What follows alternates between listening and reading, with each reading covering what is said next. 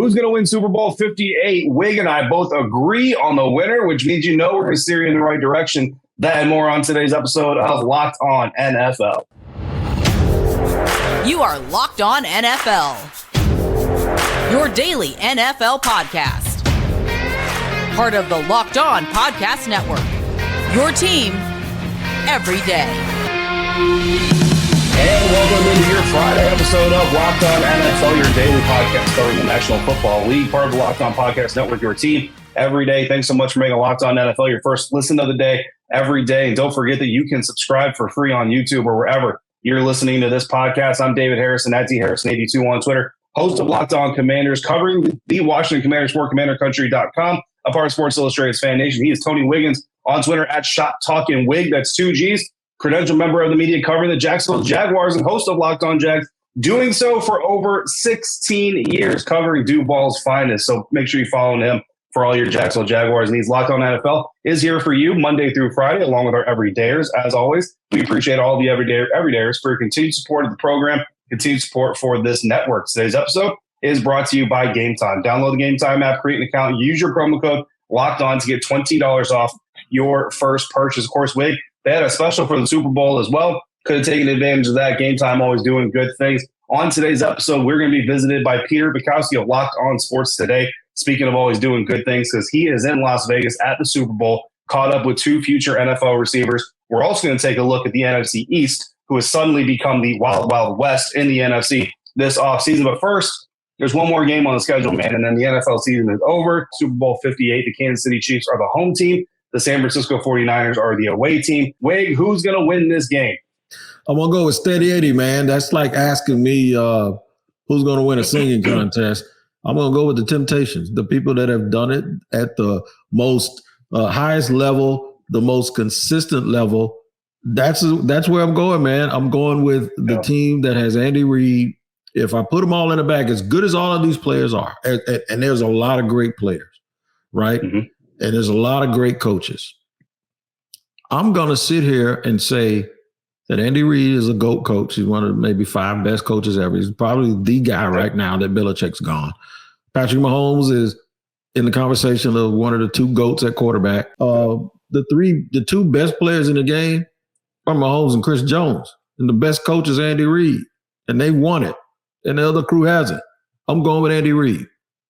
I mean, that's all very fair, right? I'm going with Kansas City Chiefs, too. I said at the beginning, we agree on who's going to win this game. So those out there, if you're a 49ers fan, I'm sorry, y'all. That's just the way that we see it. But honestly, Wig, I'm going for the Kansas City Chiefs here a little bit just because I became a big fan of what was going on with the Detroit Lions. And Lions fans are still not over losing to the San Francisco 49ers. Everybody watching that NFC Championship game was like, man, the Lions are going to the Super Bowl. What an amazing story. What an amazing development. Jared Goff is going back to the Super Bowl. And then they messed it up. And we don't got to harp on why they messed it up, but they messed it up. For the San Francisco 49ers to beat the Kansas City Chiefs, you know what Lions fans would be saying at home? Bro, it should have been us. Should have been that's how this works, right? If the 49ers beat the Chiefs and the Lions should have beat the 49ers and the Lions should have beat the Kansas City Chiefs, it should be having their first Super Bowl. So I don't want that pain for Lions fans. I want Lions fans to look at this and say, you know what? The Kansas City Chiefs put a whooping on them 49ers. We probably got beat anyway. So let's come back stronger next year. Plus all the reasons you said. I think the Kansas City Chiefs come away with this one. Key matchup, Wade. Who is the key to the Chiefs beating the 49ers on Sunday? I don't know if Joe Thuney's going to play.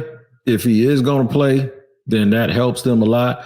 I'm going to go with Jawan Taylor, though, because I think Jawan Taylor is going to be him along with the other left tackle Smith. Best player on their defense, even though it's hard to go against Fred Warner. In my opinion, the best player on their defense is Joey Bosa.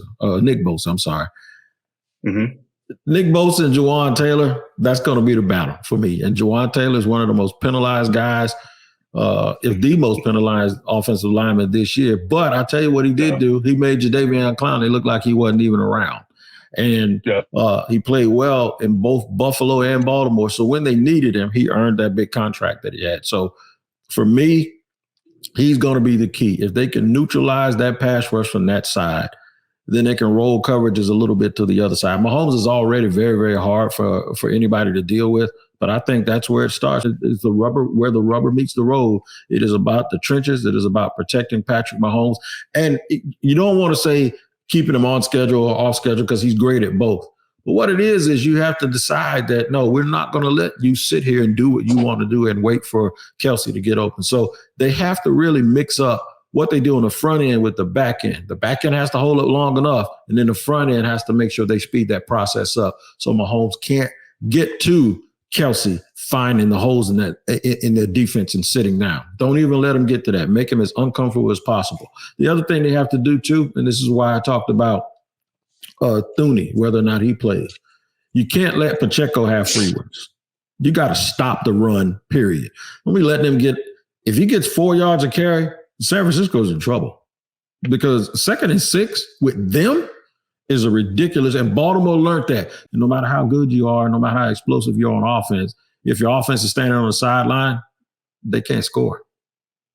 That's facts. My key matchup for this game is going to be Mike Edwards, Kansas City Chiefs safety against Brock Purdy, the 49ers quarterback. You know, the Kansas City Chiefs are going to try to put some pressure on Brock Purdy, whether it be with their pass rush or the scoreboard, right? Put points up on the board, force Brock Purdy to have to play hero ball. And Mike Edwards is the kind of guy, I've been covered him since his early days in the NFL with the Tampa Bay Buccaneers. He is a dude who's made a career out of taking advantage of quarterbacks who are either overly aggressive, not reading the field well enough, or having a lot of pressure on them. So if Brock Purdy finds himself under pressure early, whether, again, it be from the defense or it be from the scoreboard, Mike Edwards is a guy that come up with a very big play. And I think we got to talk about this because it's going to come up during the game. This is a game of Taylor Swift, right? I think it's going to be a race to 10. If you see 10 cheering Taylor Swift images, the Chiefs are going to win. If you see 10 sad Taylor Swift images, the Chiefs are going to lose. It's the first to 10. Whichever you get to first, that's what's going to happen with the Chiefs. Wig. So there's your second key matchup is Taylor Swift versus the television screen. Who's your MVP prediction? I want to lay some data on you real quick before I get your MVP prediction. But I mean, we both are picking the Chiefs, so I think both our MVPs are probably going to come from Kansas City. 4 of the last 6 Super Bowl MVPs have been quarterbacks. The 2 that were not were receivers. 8 of the last 10 have been offensive players. The 2 defensive players were both linebackers.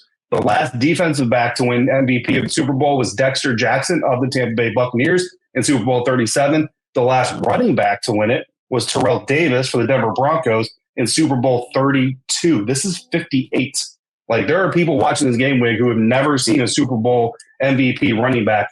So who's your prediction for MVP of the Super Bowl? Chris Jones. I think he's going to do it. He's a free agent again.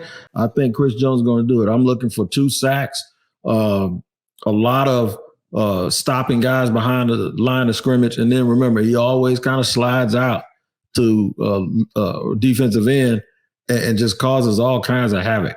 I think he's going to do it, man. I think it's going to be Chris Jones. I'm going to go a little bit of a different way here because it's easy to sit and say Patrick Mahomes. Obviously, if the Chiefs win, Patrick Mahomes or Travis Kelce, I'm going to go defense. I'm going to say that the difference is going to be Chris Jones. You know what? That would be the first time a defensive lineman won Super Bowl MVP since Super Bowl 12. 2 of them won it. Harvey Martin and Randy White of the Dallas Cowboys shared the award. I saw it. Super Bowl 12. That's how long it's been. Literally, I don't say nobody, but not a lot of people alive that got to see that. So that would be new. You know, Wade, you point to the Kansas City Chiefs. You say, obviously, Patrick Mahomes, Travis Kelce could be easy names. And I agree with you. But here's the thing. I'm going Travis Kelce. And here's why I say it's not the super easy name, because a tight end has never won it. A tight end has never won the MVP of the Super Bowl award. But we are in the era of receiving tight ends. We might actually be all the way through the era of receiving tight ends. Like, now it's just normal to have it, right? You look at Sam Laporta and what he did for Detroit. But you know what would really rub the people who hate seeing Taylor Swift on the screen? Wrong. Is seeing Taylor Swift celebrate Super Bowl MVP boyfriend on the screen. So that's sometimes we got in trouble, bro. Sometimes we got in trouble. So Travis Kelce, he's my MVP pick, and you know what? You're gonna have Taylor Swift single dropping during the summer. Tyler, you're my MVP, and it's just gonna go crazy. And some people are gonna hate it, and some people like me and we're just gonna laugh about it. But what is no laughing matter is what's going on in the NFC East. The NFC East has gotten wild this offseason, folks. We're going to talk about that next, coming up on today's episode of Locked On NFL, part of the Locked On Podcast Network, your team every day. All right. Did you know that even if you have a 401k for retirement, you can still have an IRA?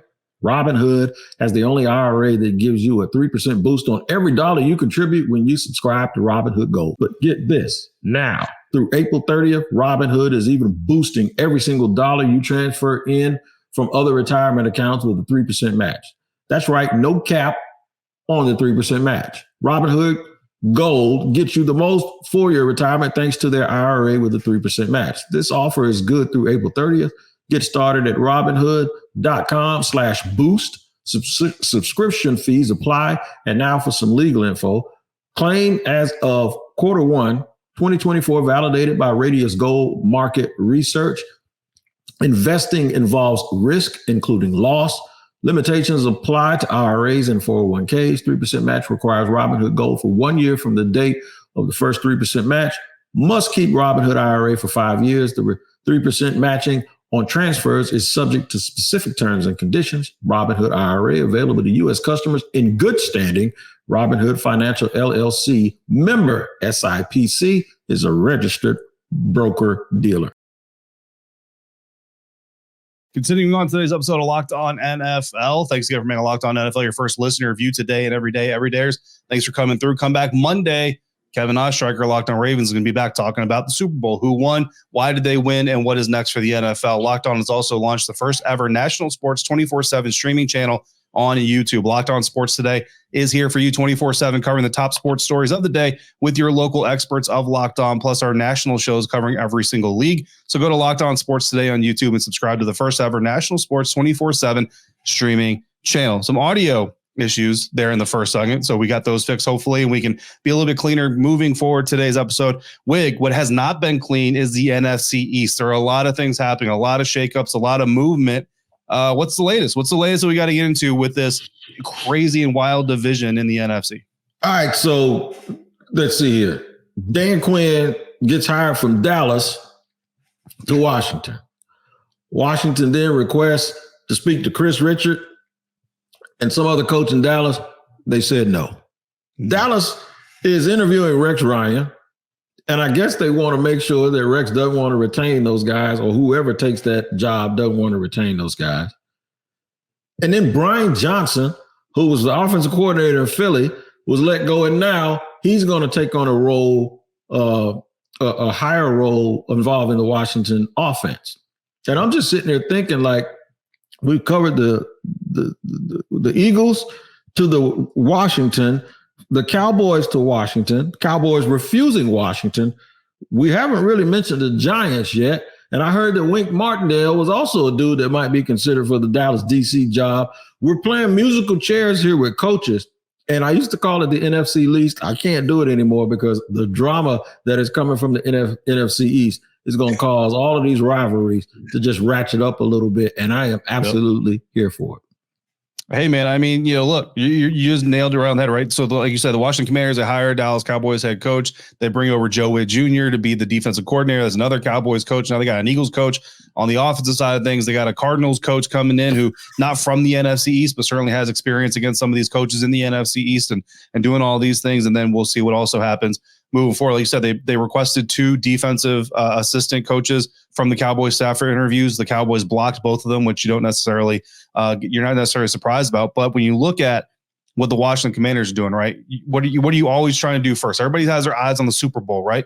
But first you got to win your division. That's what every coach will tell you, every GM, every owner will tell you. The first thing you got to do is win your division. So you're always chasing that top team, whether it's the Philadelphia Eagles, the Dallas Cowboys. How do we beat that top team? Well, Dallas Cowboys, was it the offense that led the way or was it the defense that led the way? I think you probably get a split argument between the two, but that defense was certainly a beast for a large majority of the season. So you brought their defense over. Not only did you bring their defense over, but you brought the coordinator in Dan Quinn to be your head coach, and then you brought his right-hand man to be your defensive coordinator. So you got all the juice on that Dallas Cowboys defense on your team. Now you bring over Brian Johnson, who comes over from the Eagles' strength, that offense, Jalen Hurts, A.J. Brown, Devontae Smith, all those guys.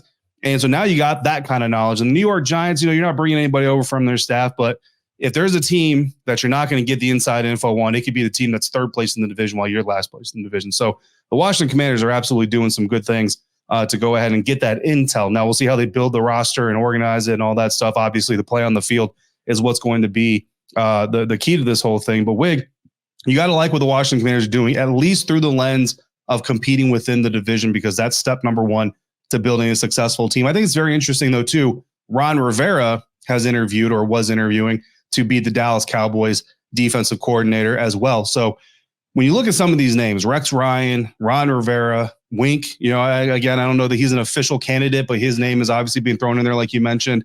And you look at that Dallas Cowboys defense, what they did so successfully for the last 3 years under Dan Quinn.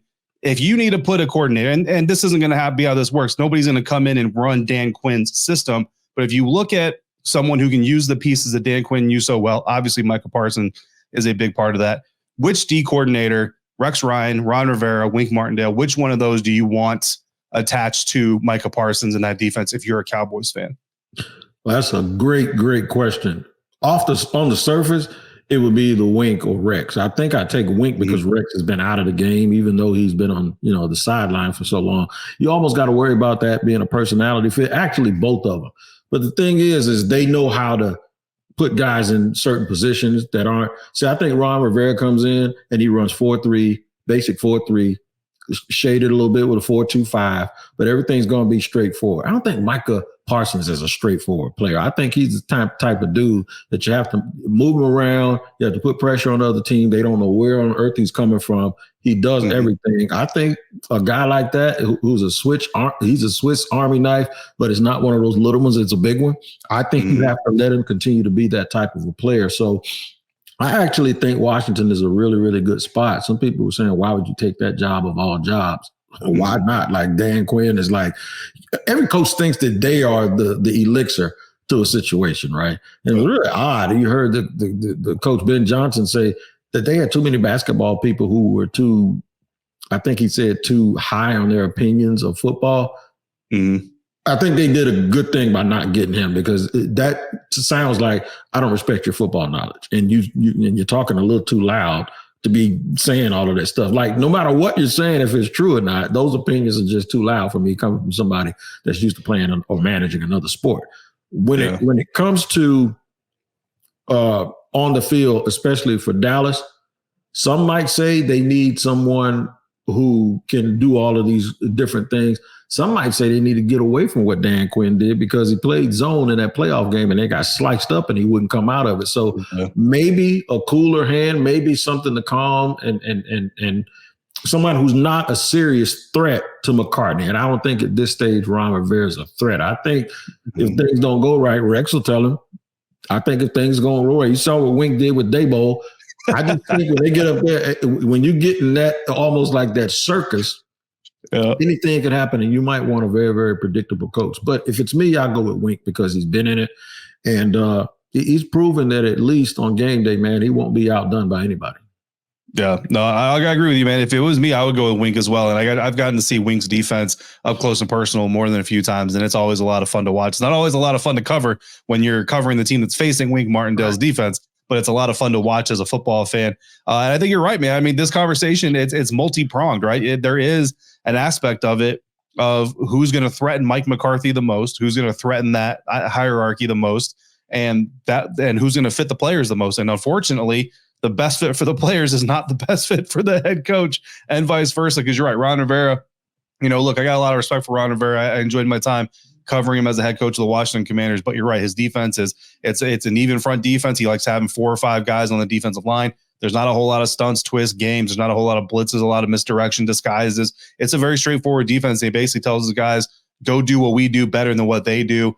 And, that's, I mean, I guess he's not the only one that kind of does that, but in today's NFL, man, it's a chess match. You know what I mean? Tom Brady was recently talking about that with quarterbacks, where coaches are playing chess, players are not playing chess. Well, this is in this situation with Ron Rivera, you got a defensive coordinator who's not playing chess. And so his players can't play chess if the D coordinator is not giving them the chess pieces. So yeah, I don't like that fit with a guy like Micah Parsons. So absolutely, I think you go Wink, or I think you go Rex Ryan. But like you said, man, things start going south there. Mike McCarthy starts getting a little shaky. Both those coaches are going to push him off that pedestal. And I, for one, from a football entertainment standpoint, seeing Rex Ryan or Wink Martindale as an interim head coach would be very entertaining. But I don't know that the Dallas Cowboys want to go down that route. So interesting stuff going on there in the NFC East. Of course, there are plenty of players waiting to find out where they're going to start their NFL careers, and they will, some of them, start in the NFC East. Could it be Brendan Rice or Rome Odunze? Possibly, but Peter Bukowski caught up with both of those prospects at the Super Bowl. That's coming up next on today's episode of Locked On NFL, part of the Locked On Podcast Network, your team every day. Are you the kind of driver that likes to push things a little further? Ever wonder what adventure could be around the next corner?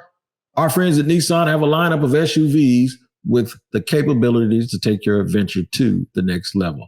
For instance, 2024 Nissan Rogue is perfect for city drives and great escapes. Gone are the days of connecting your phone to Google Assistant, Google Maps, Google Play Store. It's all built right into your 12.3-inch HD touchscreen infotainment system. And what about the Pathfinder, man? It has room for 8. The Nissan Pathfinder is outstanding. Expansive cargo capacity and advanced available 4x4 capability. Even the Nissan Armada is also the truth. It's a bigger one. That's the big boy. So when you need that, it's there also. Take the Nissan Rogue, Nissan Pathfinder, or Nissan Armada and go find your next big adventure. Shop NissanUSA.com. Today's sponsor is also PrizePicks. PrizePicks is America's #1 fantasy app with more than 3 million members. We are the largest and easiest and most exciting way to play daily fantasy sports. It's just you against the numbers, man. No computers, no sharks, none of that stuff. No pros. You just pick more than or less than on 2 to 6 player stat projections and watch the winnings roll in. The big game is right around the corner. PrizePicks is the easiest and most exciting way to turn every game-changing moment into some money. 100 times your money with as little as 4 correct picks, and you can turn $10 into $1,000. That's right. All you got to do, man, is go to PrizePicks. That's right. Go to prizepicks.com/LockedOnNFL and use the code LockedOnNFL for a first deposit match up to $100. Now, players and stats that you want to win this game, pick them and see what happens, because all you got to do is, like I say, between 2 and 6, more than or less than. Go to prizepicks.com/LockedOn and use the code LockedOnNFL for a first deposit match up to $100. We're wrapping up today's episode of Locked On NFL here. Tony Wiggins, David Harrison, pre-Super Bowl edition episode of Locked On NFL. And Kevin Ostrak will be back Monday. Kevin Ostrak are Locked On Ravens to recap all the Super Bowl action. 2 guys, Wig, that are hoping to play in the Super Bowl next year. Wide receivers Brendan Rice and Rome Odunze. Peter Bukowski of Locked On Sports Today on Radio Row in Las Vegas caught up with both of these young men. So let's hear from them, and we'll talk a little bit about what they had to say. Let's start with Brendan Rice. I'm here with Brandon Rice, USC receiver, future NFL receiver, and of course son of Jerry Rice, 49ers, Raiders, although that was Oakland, not Las Vegas. You just got back from the Senior Bowl. What did you go down there trying to prove? I went out there just trying to go ahead and get a feel for the game and just noticing what platform we had to go ahead and showcase our abilities. And now we were just all on the same playing field. A lot of guys had 100 catches and 1,000 yards a season. I was in such a stacked wide receiver room. You know, we weren't able to get as many catches, but I felt as though my production was amazing. And just going out there and showing what I could do, as well as seeing what other guys could do, I felt as though I did just that. And I felt as though that I put myself on a platform where I'm like, hey guys, this is who I am. I can go out here and compete with the top guys day in and day out, and I feel as though that I should be selected on your team. And if you guys want a dog and a person that's going to come take a veteran spot, I feel I'm your player. Do you feel like you had a little bit extra to prove from a I'm going to work hard standpoint, just because, like, okay, yeah, everyone knows Jerry Rice is Jerry Rice, but there could be people who come in and say, okay, well, but he's Jerry Rice's son. He's going to get opportunities. Do you feel like I have to prove a little bit more just because of what those perceptions might be? Oh, for sure. You know, just going back and forth with some of the guys, a lot of guys felt like, hey, like, you got an invite because Jerry Rice's son. Oh, well, shoot, now I'm over here torching you, so what's up? Who had the most to say? Kyrie Jackson is that guy. I watched him for 2 days straight before I even went against him. And honestly, I just knew from my own personal standpoint that I was going to have to be ready and have to go about it a certain way. So did you ever have a moment where you sat down and went, all right, my dad's Jerry Rice. I have to find a way to differentiate myself from him? For sure. Oh, our games are 2 totally different separate games. And from my personal standpoint, I'm kind of more physical. I have a little bit more speed. And I'm able to do a couple of things. And he's able to do a couple, things just because he's a little skinnier. And he can go ahead and get in and out of his routes a little bit better than me. So, I'm going to give him that. But, hey, I'm faster.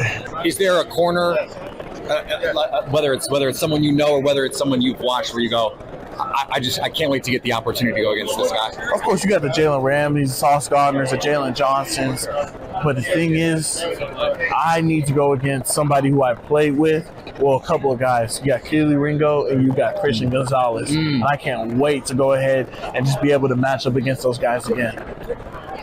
Something where your relationship with your quarterback. This is something that we hear about, chemistry and those kinds of things. What are those conversations like when I see this out there? Like, walk me through a conversation that maybe that happened where you're like, hey, I'm playing him this way. I'm going to run this way, and let's connect. For sure. Some corners to go ahead and, hey, bro, Caleb, he's playing a little bit top heavy. He's playing over the top. He's scared of getting beat deep. Let's go ahead and hit him with a back shoulder. Double move. Bang, bang. As the safety's kind of biting a little bit, let's go ahead and run a dig and up. Stuff like that. He's bailing too easily, man. We can go ahead and hit him on a stop route. You got to go ahead and be able to evaluate these DBs and get back to your quarterback, because that's what makes the game so amazing. You get to go ahead and change things on the go.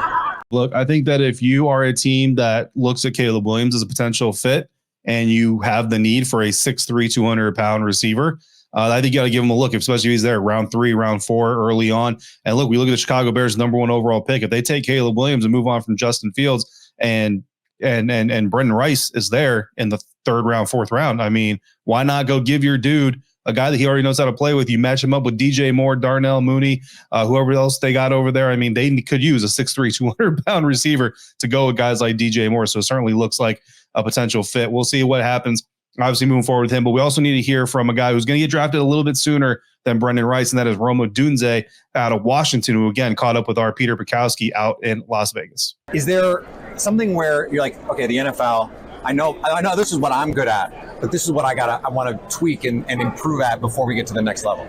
I think that one of the bigger focuses for me right now is just making sure my routes are even more crispy. You know, the details and everything just becomes that much, the margin of error becomes that much more smaller. So just improving it, you know, even more. And then definitely my releases, you know, there's a lot of man coverage in the league and a lot of press coverage. So just making sure I'm smooth through my releases and make sure I'm not having any hiccups in that sort of my game. Who do you watch around the NFL when you're going, okay, I'm gonna borrow a little bit of that. Let me take a little bit of that. I watch the most Devontae Adams film. I love him because, you know, we have a similar, you know, build, and he's just so shifty in his route running and his savvy. It's like no other. So I really enjoy watching his film and learning from him. When people say this is how Rome Odunze plays, what do you want them to say?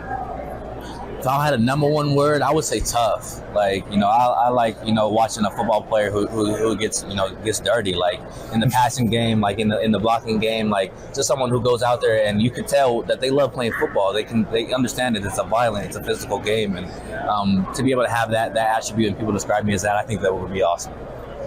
When you're watching a corner on tape, okay, it's going to be me and this guy all day. What are you looking for as you try and find ways to attack him? Are you most focused on your release, or what is the thing that you're most focused in on? I think one of the biggest thing is releases for sure. Just looking at his tendencies in press, you know, which hands he likes to shoot, which way he likes to open up, at what depth he likes to open up his hips, all different factors, you know, and considering what I want to try and attack him when I play him, and especially his eyes, you know, looking at where his eyes are. Is his eyes in the backfield a lot of the time? Can we hit him on a double move? Is he looking at me the whole time? Can I, you know, deceive him in some sort of way? So a bunch of different things, but a lot of press, looking at their press technique. So when you go in at the combine, that'll be your first opportunity to meet with teams. Do you expect to work out? Are you going to do the things there, or when is the first chance they're going to get to see you do stuff on the field? Yeah, at the combine, I'll be doing everything. That's my plan. Not looking to, you know, skip out on anything. You know, I want everybody to, you know, I want to showcase my talents. I think I have a unique skill set, and I think I'll test well as well. So I'm excited to be able to go out there and compete and show everything that I got, and then, you know, I'll let the cards lay where it may with that, and then figure out what I want to do pro day. Are you the kind of guy who, you know, let's say Marvin Harrison Jr. goes, Malik Neighbor goes, like, are you going to remember that those guys went ahead of you? Are you that type of player who's going to be like, because it's not like you're going to be naming 15 receivers who go ahead of you, but like, are you going to file that away? Like, okay. Oh, definitely. You know, I think I'm the best receiver in the draft, so to see anybody go before me will definitely be a disappointment. But they're great receivers, and I wish them a bunch of tremendous success. But yeah, it's extra motivation, 100%. I think Atlanta would be great because Drake London, as big as he is, actually likes to play in the slot. So That would be outstanding to get Rome Odunze on the outside.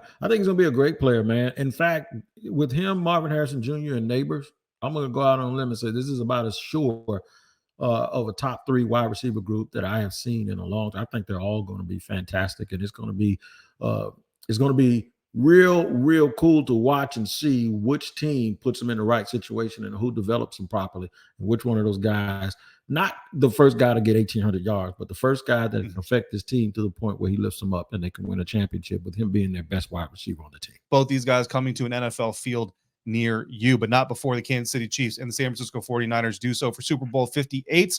The winner will be talked about on Monday's episode of Locked On NFL. Kevin Ostreicher, Locked On Ravens, is coming back for that. So make sure you're subscribed, turn on the notifications, the auto downloads, all of it. Also, check out Locked On Jags, Locked On Commanders, or stay right here for Locked On Sports Today, the first ever 24/7 sports streaming channel on YouTube. As always, thank you for making Locked On NFL your first listener, first view today and every day, every dayers. Thanks for being consistent and being a part of this great network. For Tony Wiggins, I'm David Harrison. We'll see you right back here next Friday. It's going to be postseason for everybody, off-season for everybody, and we'll talk about that on another episode of Locked On NFL, part of the Locked On Podcast Network, your team every day.